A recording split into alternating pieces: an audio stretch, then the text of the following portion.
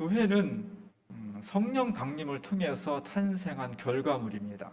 성령께서 함께 하심으로 많은 사람들이 예수님의 죽음과 고난 가운데에서 절망하지 않고 새로운 역사를 이루었습니다. 그래서 교회는 부활하신 그리스도의 몸이라고 합니다. 예수님은 이 지상에 계시지 않지만 그 예수님이 하셨던 삶의 모습을 그대로 순간순간마다 재현하기 위한 모임. 예수님께 성령이 함께 하셨던 것처럼 이 교회 공동체 속에 성령이 함께 하심으로 그리스도의 사역을 지속적으로 감당하는 모임, 그것이 교회입니다. 우리 교회가 성령의 공동체로서 예수님께 하셨던 사역들을 잘 감당하는 그런 교회가 될 수 있기를 간절히 바랍니다. 성령이 충만했을 때 교회는 기대가 만발했습니다. 두려움도 없었고 새로운 생기가 돋아났고 사람들은 열심히 모였고 재산도 막 바쳤고 자신의 삶 전체를 교회를 통해서 이루고자 생명이 가득한 공동체였습니다. 앞으로 로마의 권력도 바리새파도 어떤 걸림돌도 교회가 앞으로 행진해 나가는데 그 길을 막을 수 없을 것처럼 느껴졌습니다. 정말 신나는 공동체였습니다. 그런데 한 15년, 20년 지난 다음부터 교회에 핍박이 생겼습니다. 처음에는 유대인들이 기독교를 별거 아닌 것처럼 봤어요. 예수님 죽였고 뭐 부활했다고 하는데 뭐 자기들끼리 막 만들어낸 말 같기도 하고 저러다 금방 없어질 거야 그랬는데 점점점 불어나는 거예요. 예루살렘에서 그 모습을 지켜보던 유대인들이 더 이상 안 되겠다 싶어서 공포 정치를 시행하게 됩니다. 수많은 그리스도인들을 핍박하기 시작했습니다. 대표적인 것이 일곱 집사 중에 한 분이었던 스데반 집사를 잡아다 끌어놓고 돌로 쳐 죽였습니다. 무서운 거예요. 사람을 가장 잔인한 것은요, 한 번에 죽이지 않는 거예요. 사람이 얼만큼 몇 개의 돌을 맞아야 죽을까요? 얼마나 두려울까요? 그렇게 잔인하게 사람들이 핍박하는 것은 너네도 똑같이 이렇게 당할 거니까 아예 신앙을 버리라는 겁니다. 그런 경고입니다. 그래서 많은 그리스도인들이 그 스데반 집사님의 순교 현장을 보면서 두려움 속에 사로잡혔습니다. 사실 그 현장에 나중에 기독교 역사에서 빼놓을 수 없는 바울로 변화된 사울이라는 청년이 핍박에 앞장을 섰었습니다. 처음에는 성령 충만한 교회가 정말 모든 힘을 가지고 부흥을 할 수 있을 것 같았는데 엄청난 핍박을 당하면서 사람들이 산지사방으로 다 쫓겨나게 되었습니다. 그래서 예루살렘에서 시작된 교회가 전 세계로 다 흩어지게 되었습니다. 그런데 놀라운 것은 핍박이 없고 정말 원하지 않던 상황이었는데 결과적으로 보니까 예루살렘에 닥친 핍박이 예루살렘에 갇혀있던 복음을 이후 전 세계로 확산하는 놀라운 결과가 되었다는 겁니다. 만약에 핍박이 없었다면, 그래서 예루살렘에 시작된 처음 교회가 평안하고 행복하고 위험도 없고 날마다 즐거운 공동체였다면 참 좋았겠지만 결과는 여기가 좋사오니 우리는 여기가 너무 좋아 행복해 이것만으로 만족해 이랬을 거라는 거죠. 근데 강제로 흩어버리니까 예루살렘에 있지 못했던 수많은 그리스도인들이 에집트로 시리아로 마구 흩어지면서 결과적으로 복음이 전 세계로 확산되는 놀라운 역사가 일어났다는 것입니다. 사실 오늘 본문에 나와 있는 사마리아 지방은요, 유대인들의 전통적인 생각에 의하면 저기는 복음이 들어가서는 안 되는 곳이에요. 복음이 들어갈 수 없는 곳이에요. 왜냐하면 죄악의 땅이니까. 거기 있는 사람들은 다 죄인들이니까. 그래서 그 사람들은 구원받아서 안 되고요, 심판을 받아야 될 사람들이에요. 근데 오늘 본문에 보니까 그렇게 오랫동안 소외되었던 사마리아 성에게까지도 그리스도의 복음이 전파가 되었고 놀라운 구원의 역사가 일어나게 되었다는 것입니다. 신앙생활 하다 보면 어쩐 땐 참 하나님이 야속할 때도 있어요. 이제 좀 행복하게 살 수 있게 되었는데, 이제 좀 뭔가 평안을 누리게 되었는데, 이제부터는 그냥 어려움 없이 쫙 행복한 꽃길만 있었으면 좋겠는데, 나도 신앙이 좋아졌고 하나님과 함께 동행하는 것 같고, 근데 그때 막 시련이 막 닥치는 거예요. 알 수가 없습니다. 하나님이 원망스럽고 안 계신 것 같기도 하고 성경 말씀이 다 의심스럽고, 근데 나중에 돌이켜보면 그 시기를 지나서 또 한참 지나서 요 시기를 돌이켜보면, 아, 그때 내가 원망하느냐고 서운하느냐고 의심하느냐고 미처 볼 수 없었던 하나님의 놀라우신 섭리가 그곳에 있었다는 것을 나중에 깨닫게 돼요.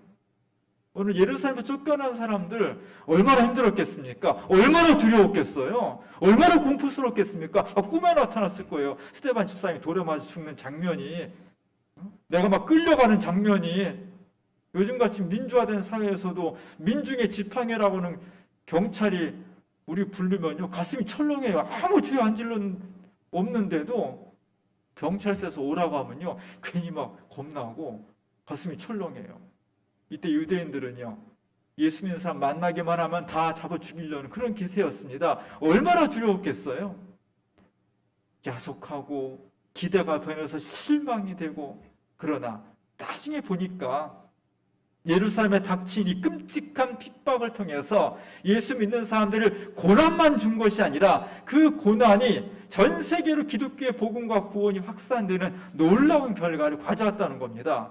우리 어려움을 당할 때, 정말 실망스러울 때, 정말 하나님이 나를 사랑하시는가? 계시는 건가? 의심이 들 때, 첫 번째로 생각해야 될 것은 내가 지금 당하고 있는 고난과 시련과 핍박 속에 하나님이 담아두신 뜻이 무엇일까? 그게 첫 번째. 그걸 묻는 게 첫 번째입니다. 그걸 알아내면 일은 끝난 거예요. 오늘 예루살렘 핍박이 닥쳤을 때 그 당시는 몰랐겠지만 시간이 지나서 보니까 이것이 기독교가, 그리스도의 복음이, 생명의 구원이 예루살렘에만 갇혀 있지 않고 전 세계로 확산되는 놀라운 계기가 되었습니다. 우리들 속에, 특히 우리가 당하는 고난 속에 우연인 것은 없어요. 운이 나빠서 그런 건 없습니다. 하나님께서 더 큰 은총과 구원의 계획을 가지고 있는 것입니다. 이 믿음을 가지고 나아갈 수 있길 바랍니다. 오늘 제가 주보에 사마리아 성에 큰 기쁨이 있었다는 것을 실었습니다. 사도행전 8장 4절과 8절에 보면, 우리 함께 읽은 본문에 보면 그 흩어진 사람들이 두루 다니며 복음의 말씀을 전했다는 거죠. 사마리아 성에도 정했습니다.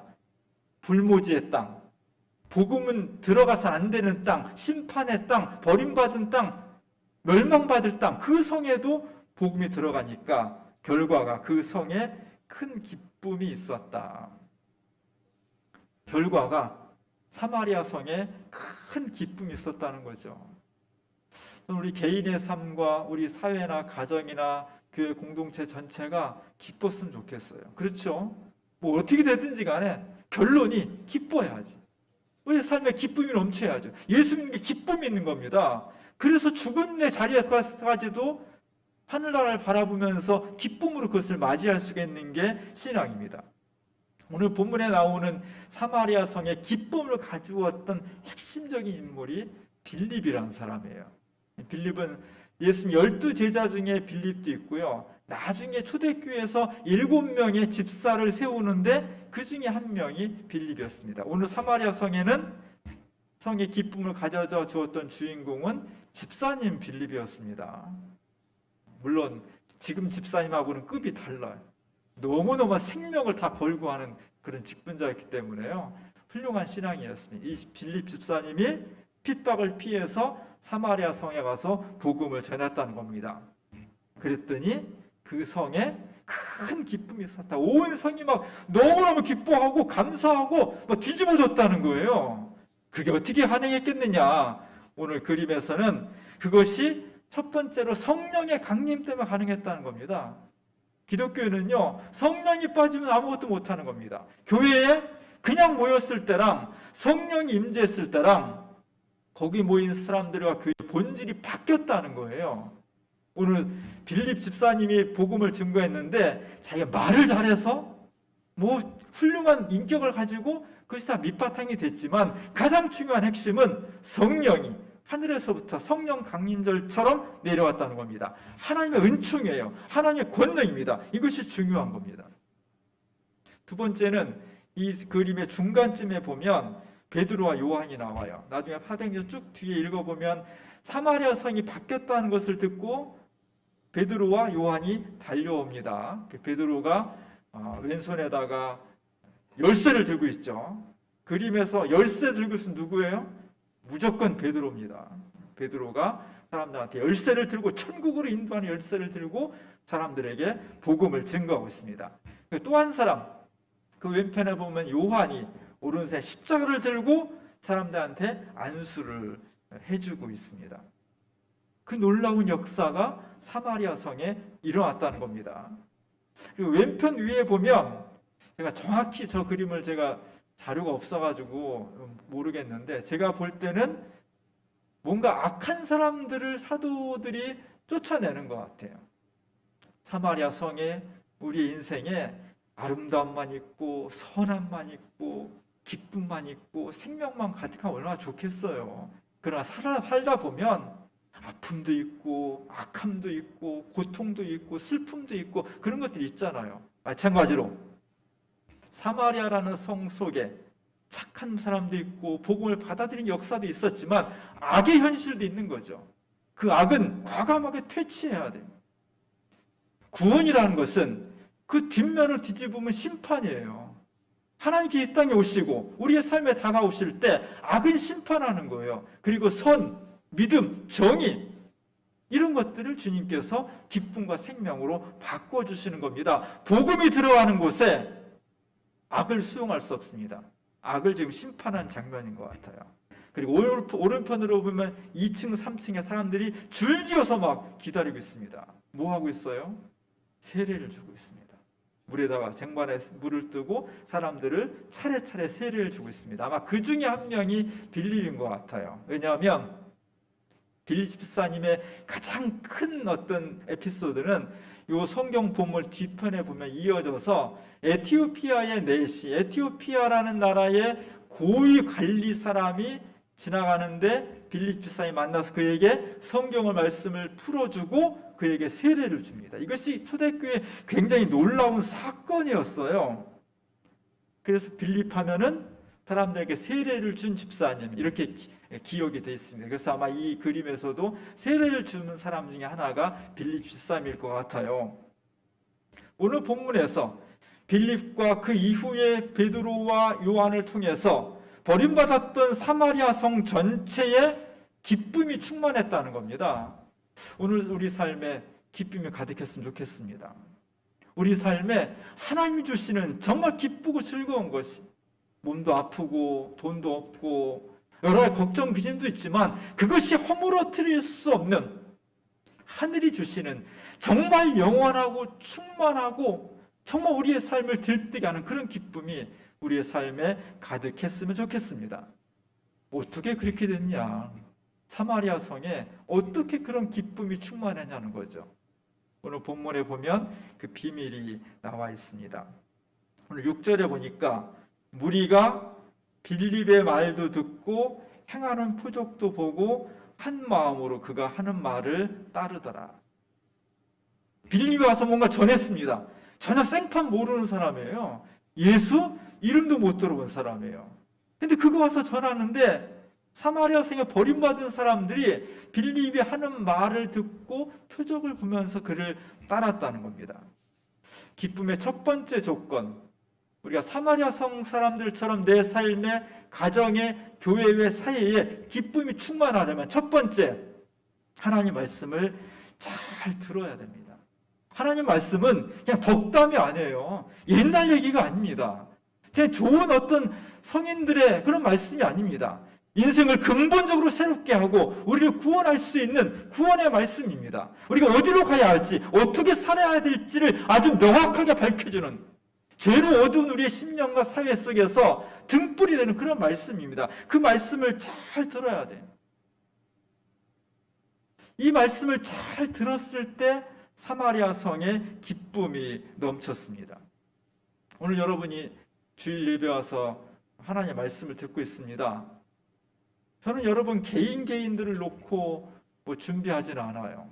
하나님의 말씀을 듣고 읽고 그 말씀이 지금 우리에게 어떤 뜻인가를 제가 해석해서 말씀을 전하는 겁니다. 저는 그렇게 해야 되고요. 여러분은 어떤 자세로 와야 되냐? 일주일에 한번 예배 드리면서 하나님께서 지금 오늘 사도행전 8장 4절과 8절부터의 말씀을 가지고 내게 말씀하시는구나, 나한테 말씀하신다고 그렇게 들어야 돼. 오늘 예수님께서 나한테 무슨 말씀하실까? 그 기대를 가지고 오셔야 돼. 그래야만 짧은 시간이지만 하나님께서 내게 지금 이 말씀 해주시려고 나를 부르셨구나, 그때 그 말씀이 내게 다가오는 거예요. 내 말씀이 되는 거예요. 하나님께 먹여주시는 생명의 양식이 되는 겁니다. 이때 하나님 말씀이 권위가 생겨요. 교회는 권력 집단이 아니잖아요. 생명의 말씀인데 그 말씀을 내가 생명으로 들어야 돼. 예수님께서도 마가복음 1장에 보면은 예수께서 곧 안식일에 회당에 들어가 가르치시매 뭇 사람이 그의 교훈에 논란이 이는 그가 가르치시는 것이 권위 있는 자와 같고 서기관들과 같지 아니함일러라. 예수님께서 회당에 들어가서 가르쳤을 때 예수님을 무시하던 서기관들, 바리새인들, 사두개파 사람들이 볼 때도 뭔가 범접할 수 없는 놀라운 권위 있는 말씀으로 들렸다는 겁니다. 오늘 우리가 새로워지기 위해서, 정말 기쁨의 삶을 살기 위해서 첫 번째는 하나님의 말씀을 권위 있는 말씀으로 들어야 돼요. 내용으로 치면 설교보다 더 좋은 유익한 내용들 많습니다. 재미있는 거 되게 많아요. 유튜브만 틀면요 수도 없이 많이 나옵니다. 그러나 왜 중요하냐, 이게 우리 교회에서, 내가 속한 교회 공동체에서 지금 나에게 하나님께서 지금의 설교자를 통해서 주시고자 하는 말씀이 있다고 믿고 듣는 거예요. 설교자는 어떻게 해야 되냐? 하나님 말씀을 오늘 우리 교인들에게 어떻게 잘 전할 수 있을까 기도하고 연구하고 고민하면서 최선을 다해서 성실하게 준비해 줘야 돼. 목회자는 그렇게 준비하고 그렇게 준비한 말씀을 우리 교인들은 지금 주님이 나한테 목사님을 통해서 말씀해 주시는 거야, 이런 믿음과 기대를 가지고 들어야 됩니다. 그래야만 그 말씀이 우리의 삶에서 새로운 기쁨이 되고 삶의 등불이 될 수 있는 것입니다. 이게 굉장히 중요해요. 하나님께서 우리에게 일주일에 1시간만 예배 드리려고 하잖아요. 그것만 하면 그냥 기뻐하시잖아요. 1시간. 일주일에 몇 시간이 일주일이? 계산하면 168시간이에요. 168시간 중에 딱 1시간 예배 드리라는 거잖아요. 그것도 못하면 어떻게 해요? 그 1시간을 신령과 진정으로 드리라는 거잖아요. 제별 예배 시간에 다른 생각하지 마시고 다 근심, 걱정 다 접어놓고요. 핸드폰 다 접어놓고 하나님 말씀이, 주님이 지금 나한테 어떤 말씀하시는 게 집중을 해야 돼요. 온라인으로 예배 드리니까 제일 지금 큰 문제점이 뭐냐면 집중하지 못한다는 거예요. 그래도 교회 와 있으면, 여기 지금 교회 오신 분들은 억지로라도 이렇게 집중할 수밖에 없잖아요. 제가 딱 보고 있으니까. TV로 모니터로 보시는 분은 내가 볼 수가 없잖아요. 그러니까 중간에 있다가 전화 오면 전화 받고, 물 떠다면 물 가져러 가고, 화장실 갔다 왔다 안 되는 거예요. 이게 교회 올 때 다 이렇게 의관을 갖추고, 사람은요 옷이 되게 중요해요. 비싼 옷을 위라는 게 아니라 정성이, 내가 옷을 입고 차리면서 정성을 만드는 거예요. 집에서 예배 드리면요 그냥 맨발에다가 파자마 입을 때도 있고요. 그렇게 돼요. 사람이 그렇게 된다고. 어디서 예배를 드리든지 내가 정말 168시간 중에 딱 1시간 하나님께 드리는 건데, 드리는 것도 아니고요, 하나님 지금 내가 말씀하시는데 내가 정말 어떤 자세를 드려야 될지를 진지하게 고민해야 됩니다. 그러지 않고 하나님께서 나를 사랑하시지 않네 어쩌네 그러면 할 수가 없는 거예요. 말씀을 잘 들으시기 바랍니다. 사마리아 성에 기쁨이 있었던 첫 번째 조건, 빌립이 말씀을 전할 때 잘 들었다는 겁니다. 믿음은 들으면서 나는 거고요. 믿음을 통해서 하나님의 구원과 사랑이 내 삶으로 들어오는 거예요. 그 통로입니다. 믿음을 잘 들으시기 바랍니다. 또 하나 중요한 것은 말씀과 함께 표적이 나타났다는 거예요. 표적은 뭐냐면 기적이에요. 기적인데 그냥 기적이 아니라 이거 하나님이 사랑하셔, 살아계셔, 하나님이 치유하셔, 예수 그리스도가 우리의 생명이야. 이것을 드러내 보이는 기적. 이게 표적입니다. 그래서 성경에서는 표적이란 말을 좀 구분해서 썼어요. 빌립 집사님이 말씀을 전할 때 그곳에 있었던 많은 사람들이 나았고 기적을 경험했다는 겁니다. 그 기적을 통해서 하나님 우리를 사랑하시는구나, 하나님이 없지 않고 있구나, 지금 내 삶에 들어와 계시는구나, 내 문제를 해결해 주시는구나 라는 것을 경험했다는 겁니다. 이게 놀라운 겁니다.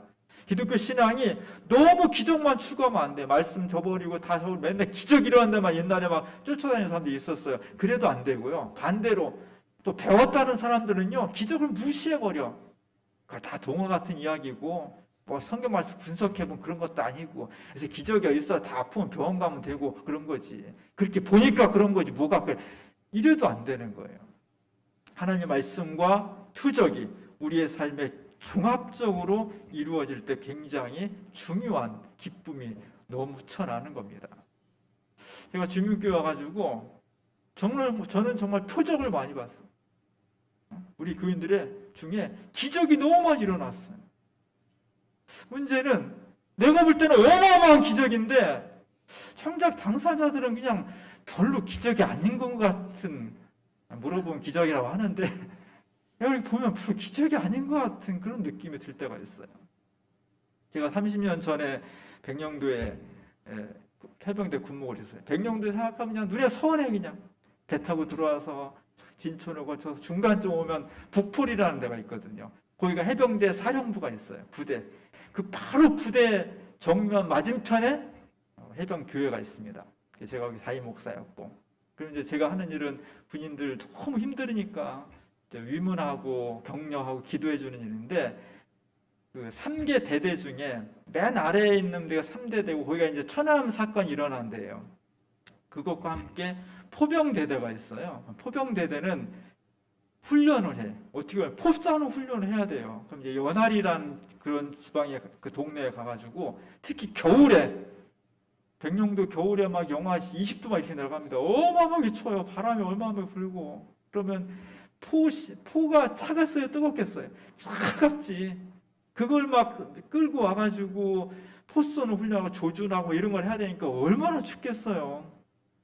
그러니까 이제 커피를 타가지고 가서 기도해주고 뭐 위문해, 이게 제 역할이에요. 이제 잘 마치고 이제 올라가는 가시. 근데 이제 그 길이 이렇게 올라가는 길이었어요. 근데 포만이 있고, 그다음에 그 4.5톤 트럭에다가 뒤에다가 포를 매달아 가지고 올라가는 거예요. 한 대여섯 대 차량이 쭉 올라가는데, 저는 이제 우리 이민재 장군이 그때 군종병이었는데 운전하고 저는 그 옆에 타고 이제 쭉 올라가는데 맨 뒤에 따라갔죠. 근데 차가 쭉 가다가 멈추는 거예요. 못 올라가. 눈이 오니까 잘 못 올라갔어. 그래서 내가 농담으로 야, 저러다가 차 미끄러졌다 저거. 그랬는데 진짜 조금 있다가 미끄러져 내려오는 거예요. 그래가지고 포신이 우리 교회 승합차를 뚫고 내 자리를 뚫고 진짜 여기서 멈췄어요. 여기서 유리창을 뚫고 들어와, 차 유리창을 뚫고 들어와서. 그리고 제가 그때 죽을 뻔했어요. 근데 희한하게 그땐 별로 안 놀랐어요. 내가 강심장이 아니거든요. 제가 간이 요만한 사람인데 지금 생각해보니 별로 안 놀랐어 내가. 그 다음날 포대대 대위인가? 그 사람이 음료수 하나 사가지고 목사님 죄송합니다. 어저께 너무 놀라게 해서 죄송합니다. 난 별로 안 놀랐는데. 근데 지나고 나니까, 지나고 5년, 10년 지나고 나 그때를 가만히 생각해 보니까 이거 놀라야 될 일인 거예요. 이거 너무너무 놀라운 기적인 거예요. 그 운전하는 해병대가 군인이 나를 일부러 그러려고 한 것도 아니고, 그렇지만 차가 미끄러져서 유리창을 뚫고 여기까지 들어온 거 진짜 30cm 앞에서 그 포신이 멈췄거든요. 포가 이만해요. 조금 더 미끄러졌으면요, 여기를 뚫고 나갔을 거 아니에요. 그럼 그냥 뭐 진짜 아수리도 뭐 죽었을 거 아니에요. 생각하면 생각할수록 하나님께서 저를 살리기 위해서 기적적으로 30cm 앞에서 차를 멈추게 하셨고 저는 죽음에서 살아난 거예요. 진짜 놀라운 기적이, 진짜 표적이에요. 근데 저는 오랫동안 그 기적을 별거 아닌 것처럼 마치 뭐 돌멩이에 그냥 돌뿌리에 걸려 넘어진 것 정도로 생각을 하고 있었다는 거죠. 우리 삶에 하나님께서 놀라운 기적을 베풀어 주십니다. 정말 죽음의 음침한 골짜기 우리를 보여주시고 피할 길을 내주시고 아슬아슬하게 우리를 인도하시고 위험에서 구해주시고 기적을 베풀어 주셨는데 정작 받는 우리는 감기 몸살 정도 아프다가 난 것 같은 느낌을 가질 때가 있는 거예요. 오늘 사마리아 성의 사람들은 빌립이 와서 전하는 말씀과 표적을 보고 기적을 보고 그냥 기적이 아니라 표적으로 보았다는 거죠. 이게 우연히 일어난 사건이 아니라 그냥 운 좋게 마술을 통해 일어난 사건이 아니라 예수 그리스도가 부활하신 예수 그리스도가 성령을 통해서 우리를 지금 낫게 하셨구나, 살려주셨구나, 베풀어 주셨구나, 그것을 보았다는 거예요. 그래서 그냥 기적이 아니라 표적이 된 거예요. 그랬을 때 사마리아 성에 음울한 기운이, 절망이, 아귀다툼이, 악이 다 물러가고 큰 기쁨이 그 성에 충만했다는 겁니다. 오늘 우리가 충만한 기쁨이 넘쳤으면 좋겠습니다. 어떻게 하면 될까? 건강해야 되고요, 돈도 많이 벌어야 되고, 사업도 잘 돼야 되고, 애들도 다 좋은 직장 얻어야 되고, 좋은 요건들이 많이 있습니다. 그러나 가장 중요한 것은 그 밑바탕에 하나님께서 지금 나에게 말씀하시는 것이 무엇인지를 정말 집중해서 들으려고 하는 첫 번째가 그것이고요. 가만히 내 삶을 돌이키면서 얼마나 많은 기적을 하나님께서 나에게 보여주셨는지를 다시 되새기면서 그것이 단순한 기적이 아니라 예수 그리스도가 살아계시고 나를 사랑하신다는 표적으로 고백하며 느낄 때, 그때 우리의 기쁨이 있는 겁니다. 오늘 사마리아 성에 기쁨이 넘쳤습니다. 2000년 전에 멀리 있는 사건이 아니라 복음은 지금 내 삶의 현장에서 이루어지는 게 복음이에요. 이 기쁨이 내 삶 속에서, 우리의 가정에서, 일터에서, 우리가 사랑하는 여러 사회 곳곳에서 이루어질 수 있기를 주님의 이름으로 간절히 축원합니다. 기도하겠습니다. 은혜로우신 주님, 기쁜 삶을 살기 원합니다.